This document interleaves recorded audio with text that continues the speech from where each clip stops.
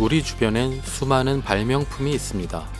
일상에 깊숙이 자리 잡고 있는 발명품들의 스토리를 알고 계신가요?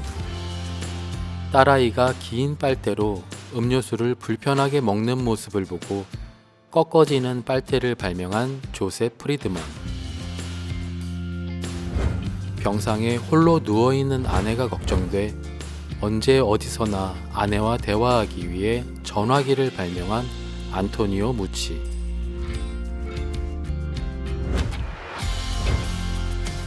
만년필에 잉크를 채우다가 손에 잉크가 묻는 것이 불편해 볼펜을 발명한 존 라우드.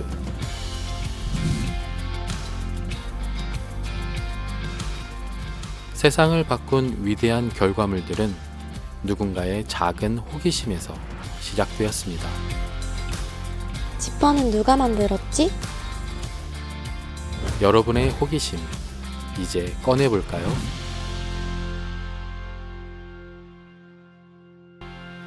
세상을 바꾼 위대한 결과물들은 호기심에서 시작되었다. 여러분, 우리가 사용하고 있는 모든 이 옷부터 해서 모든 것들이 다 거의 이 결과물이 있기 전에 누군가의 호기심에서 시작됐다는 것, 우리가 오늘 이 말씀 서두에 우리 함께 나눠보려고 합니다. 여러분, 오늘 주보 표지에도 이 아이들의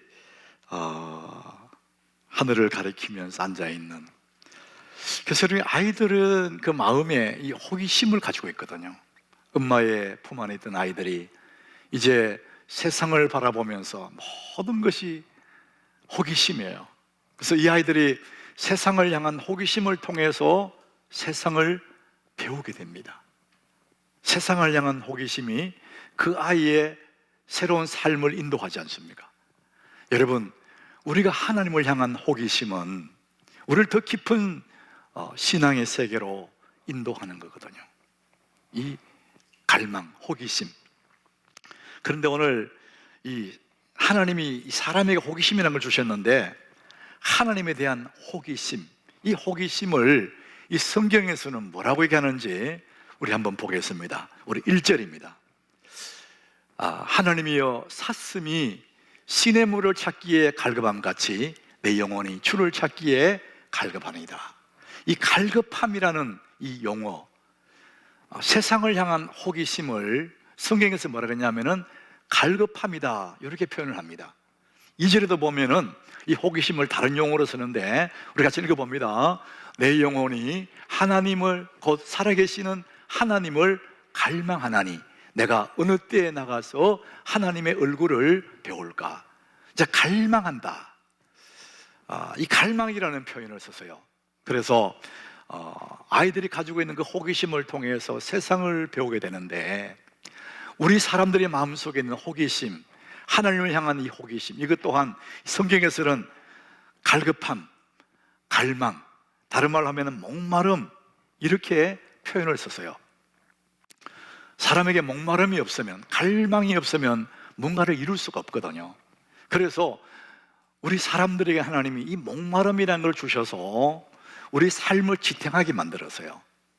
이 목마름은 두 가지가 있습니다. 첫 번째는 세상을 향한 목마름이에요. 뭔가를 추구하고 싶은 이 목마름이 있기 때문에 우리가 의식주 생활을 하게 되고 삶을 지탱하게 되는 것입니다. 또 하나의 목마름인데, 그게 뭐냐? 하나님을 향한 목마름이에요. 열망, 갈망, 이렇게 표현했겠죠. 하나님에 대한 목마름, 그래야 우리 하나님의 은혜를 사모하게 되는 것입니다. 자, 우리는 이 두 개의 목마름이라는 하나님이 주신, 하나님의 우리에게 주신 하나님의 선물이기도 한데, 우리 그런 생각을 가지고 오늘 시편 42장을 보면은 이 시편이 더 우리 마음에 들어와요. 자, 우리 시편 42장 시작하기 전에 이 표제어에 보니까 이렇게 썼습니다. 고라자손의 맞서길, 인도자를 따라 부르는 노래, 이렇게 했어요. 이 고라자손의 맞서길이다, 이렇게 썼거든요. 자, 그래서 학자들이 이 시편 42장은 고라자손이 쓴 시다, 이렇게 말을 해요. 그러나 더 많은 학자들은 고라자손이 쓴 것이 아니고 다윗의 시를 고라자손이 관리를 했다, 이렇게 보는 거예요. 그 이유가 뭐냐면은 이 시를 쓰는 그 패턴들을 보니까 다윗의 시와 아주 흡사하다는 거예요. 자, 그래서 많은 학자들은 다윗의 시다 이렇게 말을 합니다. 자, 우리는 이 고라 자손의 시다, 다윗 자손의 시다, 그것은 아무런 의미가 없습니다. 누가 썼다고 한다 할지라도 이 해석은 달라지지 않습니다. 자, 그래서 우리는 오늘 많은 학자들의 견해를 따라서 다윗이 쓴 시다고 이렇게 본다면은 이 시편 42장 배경은 사무엘하 17장의 배경으로 이렇게 볼 수가 있습니다.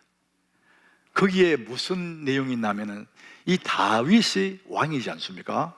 왕궁의 왕으로 살고 있는데 어느 날 다윗의 아들 압살롬이 아버지의 왕 자리를 탐을 해요. 그래서 칼을 들고 아버지를 죽이려고 그래요. 그러니까 이 아버지는 아들과 싸울 수가 없으니까 그냥 자리를 놓고 도망을 가는 거예요. 황급히 도망을 가는데 그게 사무엘하 17장에 나와요. 너무 급해서 머리를 헝클어진 채로 맨발로 막 도망을 가는 거예요. 여러분, 그 상황을 한번 생각해 보세요.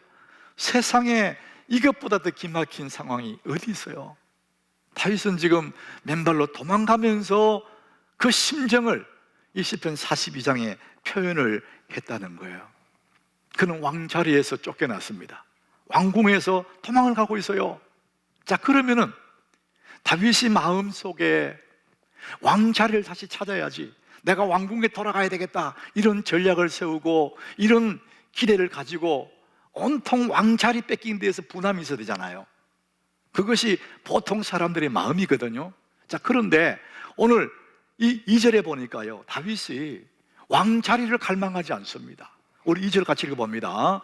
내 영혼이 하나님 곧 살아계시는 하나님을 갈망하나니 내가 어느 때에 나가서 하나님의 얼굴을 배울까? 다윗은 두고 온 왕자리, 왕궁이 갈망하는 것이 아니라, 왕궁에 대한 목마름이 있는 것이 아니라 하나님을 갈망하는 것. 다윗 성에, 그 예루살렘에 그게 하나님의 장막이 거기 있거든요. 왕자리가 목마른 것이 아니라 하나님의 그 집 장막이 너무너무 갈망하는 거예요. 내가 어느 때에 거기에 가서 하나님의 얼굴을 뵙지, 이렇게 말하는 거예요.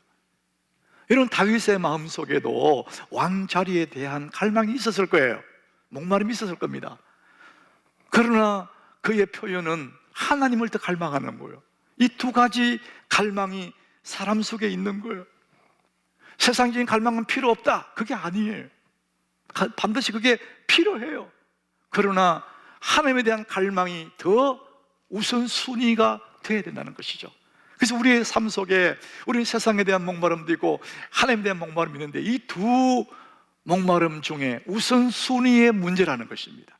다윗은 지금 하나님을 더 갈망하는 그런 모습을 우리에게 보여주고 있습니다.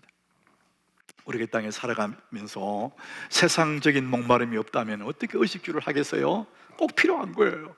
그래서 애를 쓰고 힘을 써서 의식주의 삶을 만들어가는, 그래서 이 사회가 유지가 되는 거예요. 세상에 대한 목마름이 있기 때문에. 그러나 하나님에 대한 목마름이 또 있다는 것이죠. 그래야 하나님의 은혜를 추구하게 되는 것이죠. 이 두 목마름이 다 필요한 것입니다. 우선순위의 문제라는 것이죠. 하나님은 우리에게 목마름을 주셨습니다.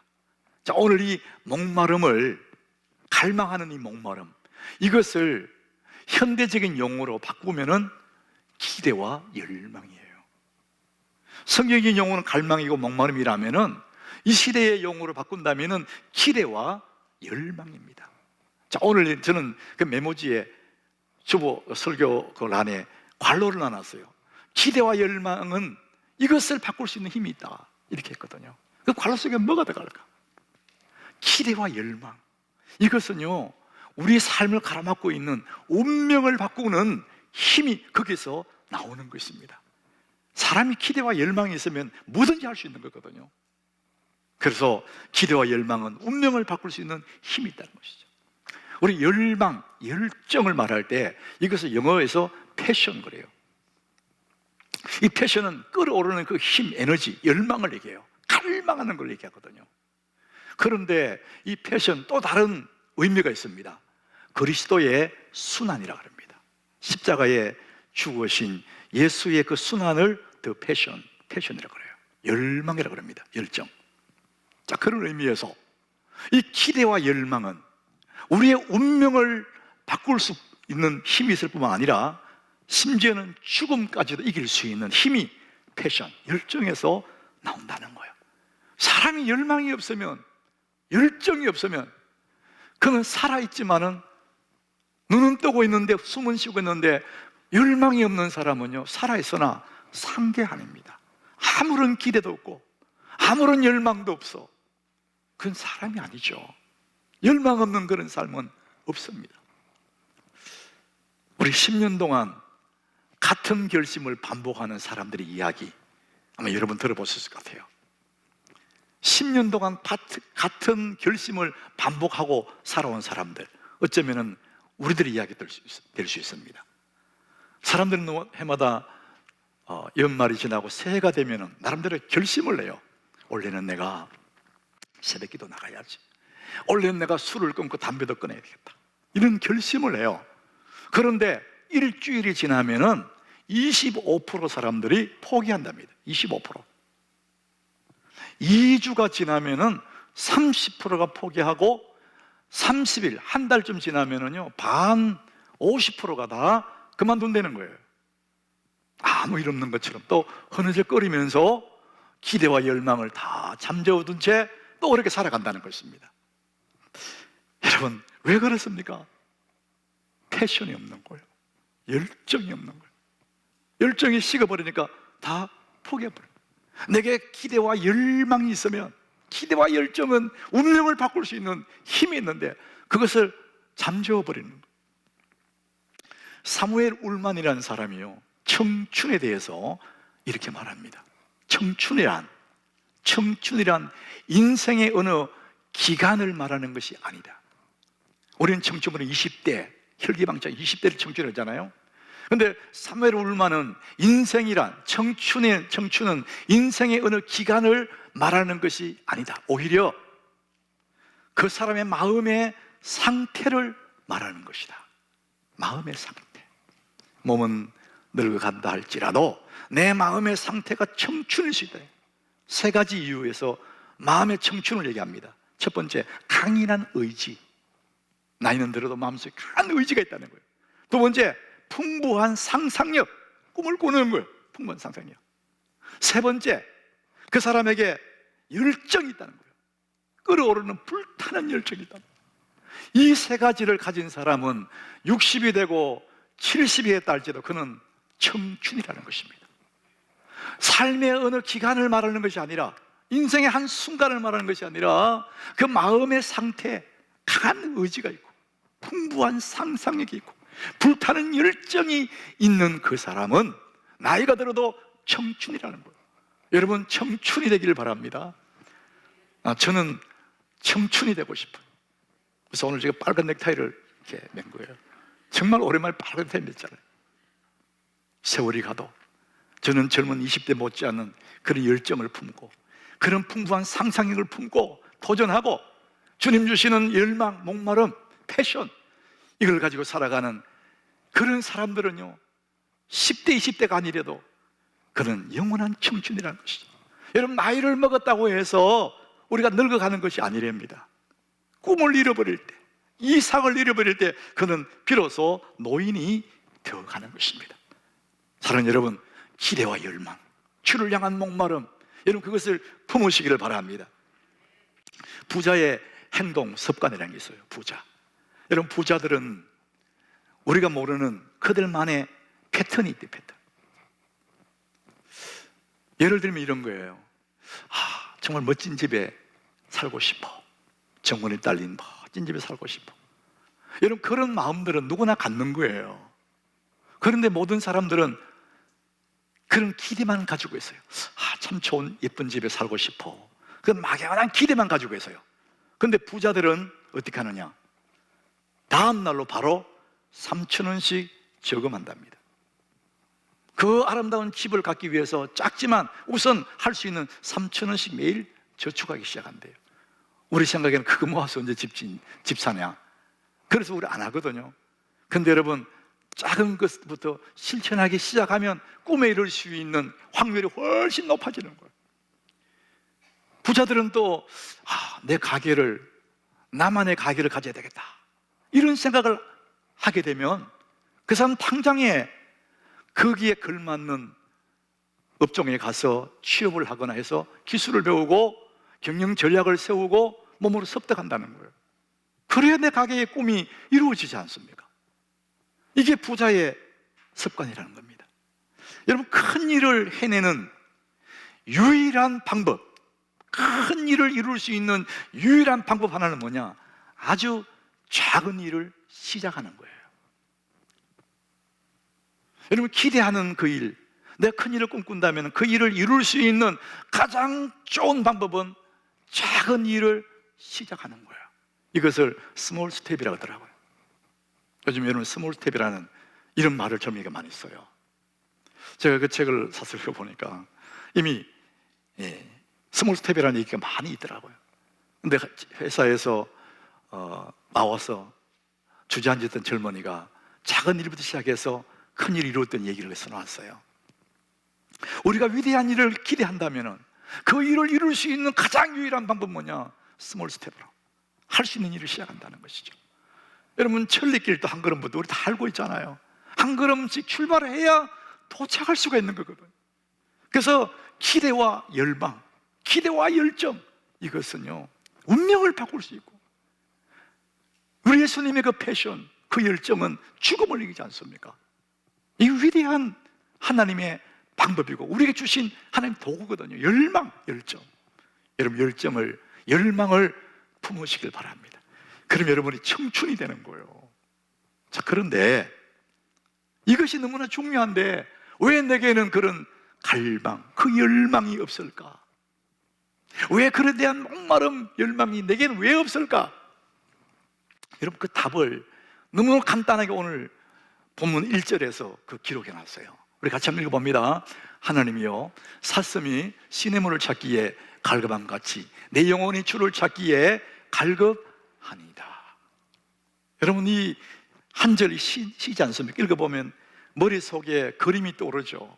사슴 한 마리가 풀을 뜯고 그 다음에 물을 먹어야 되는데 그 물을 찾아서 들판을 막 뛰어다니는 사슴이 시냇물 찾기에 갈급한 거예요. 물 안 먹으면 죽으니까. 그 그림이 떠오르지 않습니까?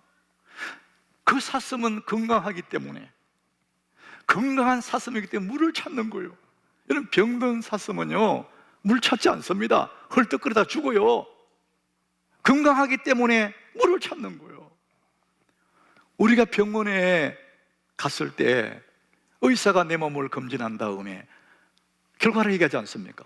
우리 모두가 정말 듣고 싶지 않은 이야기, 왜 이제 오셨습니까? 너무 늦게 오셨습니다. 이 말을 정말 듣고 싶지 않아요. 근데 그런 경우가 생기거든요. 근데 왜 여러분 그런 경우에 늦게 갑니까? 늦게 가는 이유는 딱 한 가지입니다.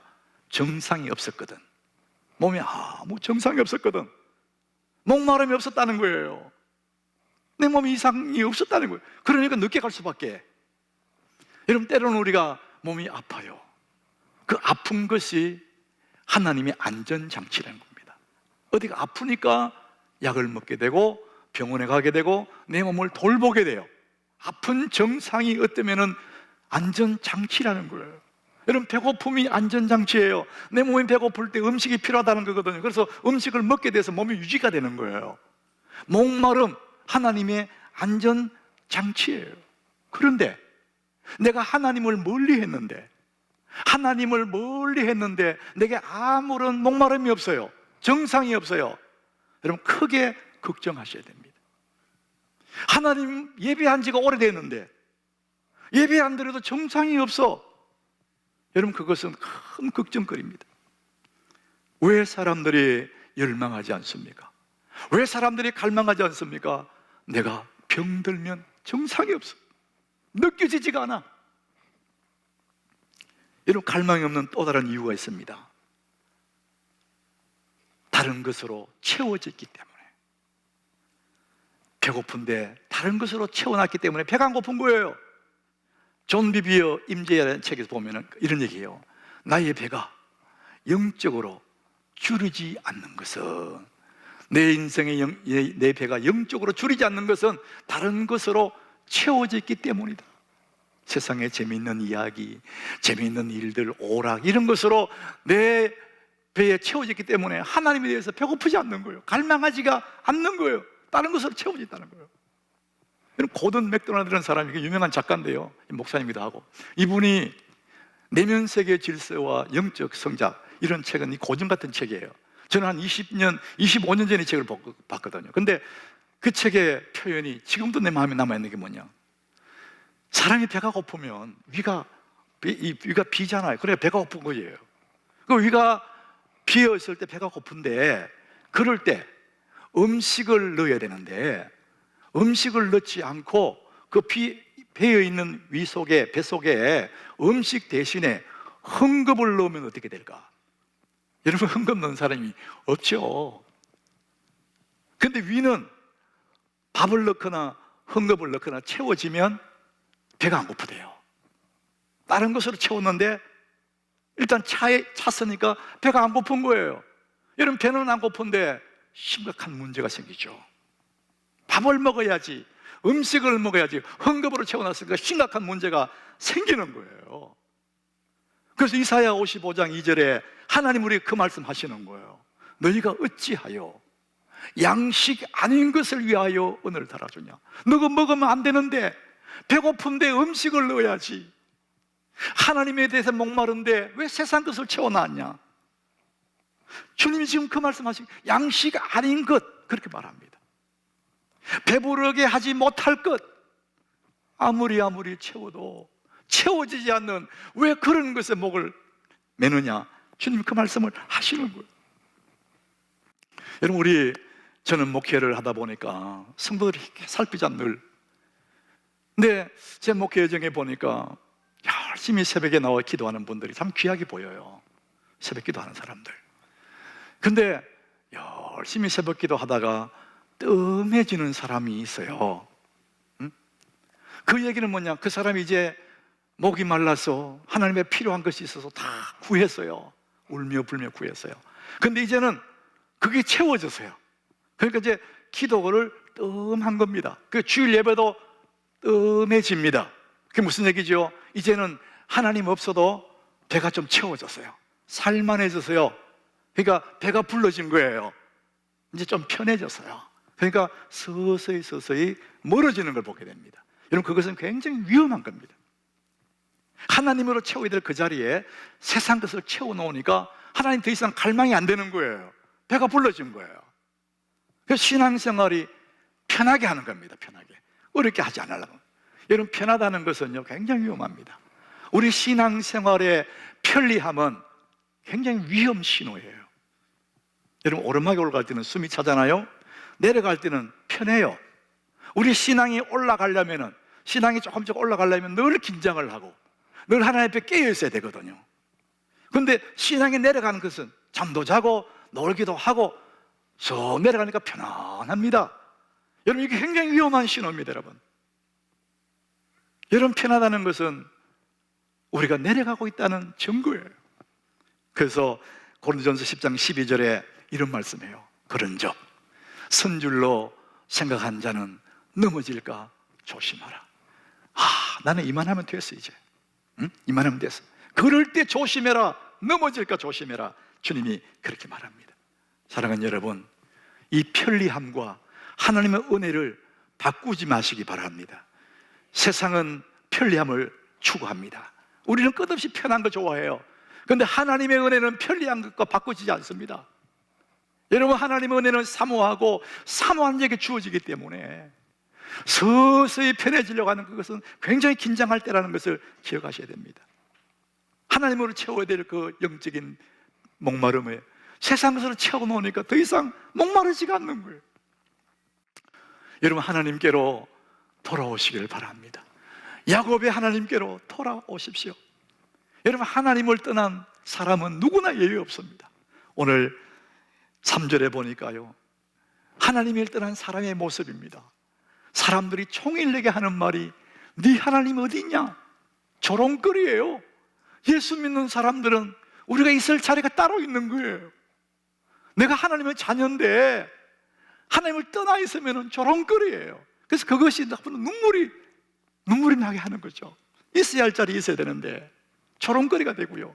하나님 떠나면 또 어떤 모습이 되느냐. 5절 보니까 내 영혼아 네가 어찌하여 낙심하는 어찌하여 내 속에서 불안한가.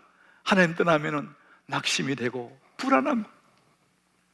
여러분, 이 낙심이라는 이 원래 히브리어의 뜻에 보면 웅크리다 그런 뜻이었어요. 사람이 낙심이 되면 구석에서 이렇게 우두커니 웅크리거든요. 그게 낙심이라는 거예요.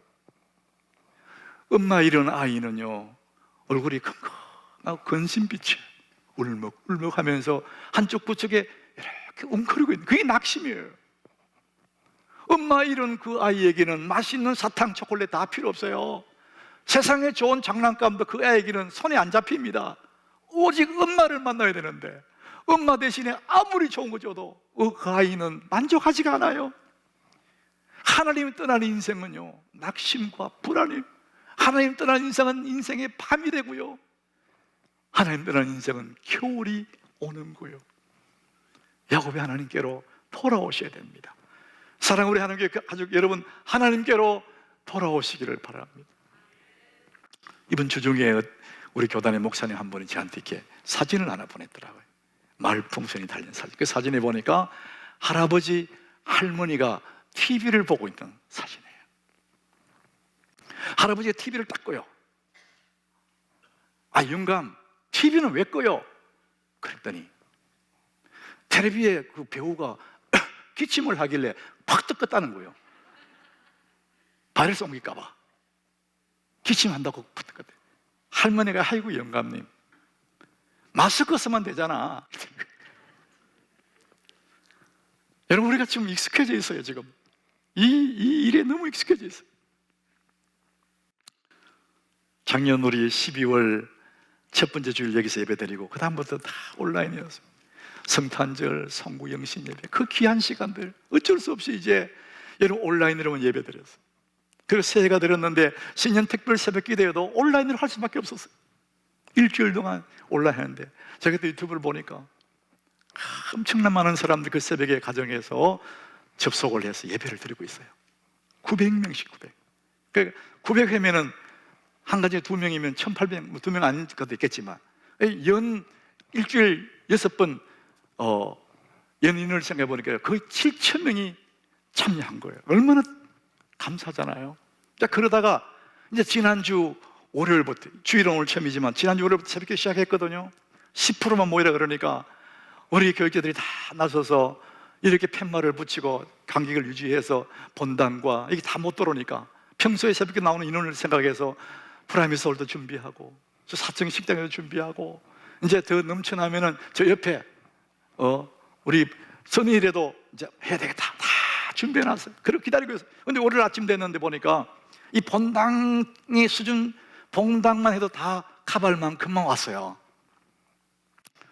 그래서 제가 이제 저 뒤에 앉아서 스마트폰을 이렇게 보니까 아니 이렇게 보는데 아니 새벽에도 나와야 될 사람들이 거기 있어요. 왜 여기 있을까? 여기 있어야지. 그러면 저도 모르게 제 입에요 탄식처럼 나와요. 이야, 글쎄 길들여졌네. 너무 쉽게 편함에 길들여져 버렸어요. 여러분, 우리가 사는 시대는요 하이테크 시대예요.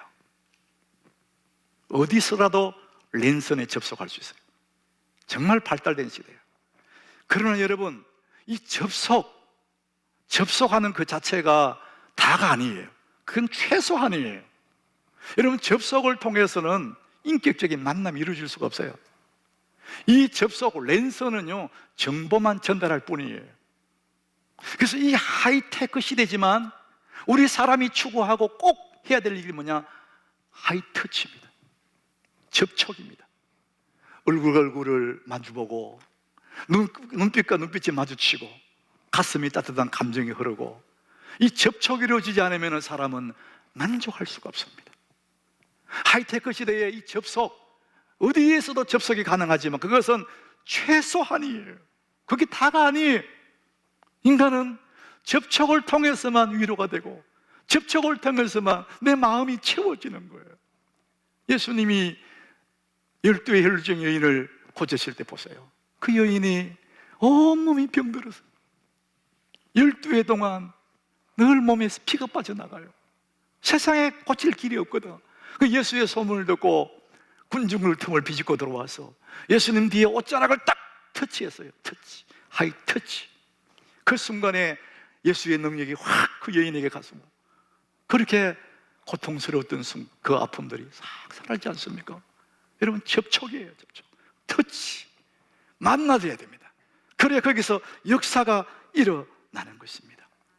여러분, 성전에 오려면은 치열하지 않습니까? 화요일 날 땡 하면 그때부터 막 예약을 해야 되니까. 어떤 분이 그러더라고요. 젊은 분인데, 아유 목사님, 본당에 예약하기 힘들어요 그러더라고요. 막 들어오니까 저는 그 소리 듣고 너무 기분 좋더라고요. 확 들어. 천국은 침노하는 자의 것이에요. 하나님의 은혜는 양보가 없습니다. 여러분, 다른 것은 다 양보하지만 하나님의 복을 받는, 하나님의 은혜를 사모하는 것은 양보하면 안 되는 거예요. 여러분, 야곱의 하나님, 우리 그러잖아요. 하나님 야곱의 하나님으로 불리는 걸 너무 좋아하세요. 왜? 야곱은 인간적으로는 조금 모자란 점이 있지만 하나님이 주실 그 복, 하나님의 은혜는 얼마나 악착같이 매달린지 몰라요. 형님한테 팥죽 주고라도 속이고라도 하나님 복을 차지하려고, 은혜를 차지하려고 했던 그 야곱을 하나님 너무 좋아하시는 거예요. 에서는 힘도 있고 좋았지만 장자의 명분을 팥죽 한 그릇에 쉽게 팔아버리는 그 에서를 하나님이 기뻐하지 않는 거예요. 여러분, 하나님 은혜를 사모하시기 바랍니다. 본당에 들어오려고 애를 쓰셔야 되는 거예요. 왜 내게는 세상의 열망보다 하나님에 대한 열망이 없을까? 여러분, 걱정하셔야 되는 거예요. 우리 오늘 본문 2절을 같이 읽어봅니다. 같이 읽습니다. 내 영혼아, 하나님과 살아계시는 하나님을 갈망하나니 내가 어느 때에 나가서 하나님의 얼굴을 배울까? 내 영혼이 하나님과 살아계신 하나님을 갈망한대. 열망이다, 열망. 근데 거기서 멈추지 않고 내가 어느 때에 나가서, 어느 때에 주의 전에 나가서 하나님의 얼굴을 배울까?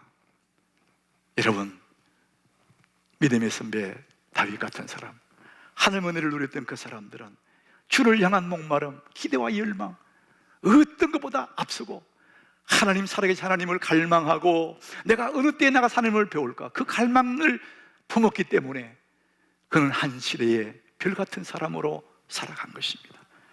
사랑하는 여러분, 기대는 열정을 낳고 행동은 결과를 가져오는데 우리 하나님교회 교우 여러분, 하나님을 갈망하시기 바랍니다. 하나님에 대한 목마름을 가지시기 바랍니다.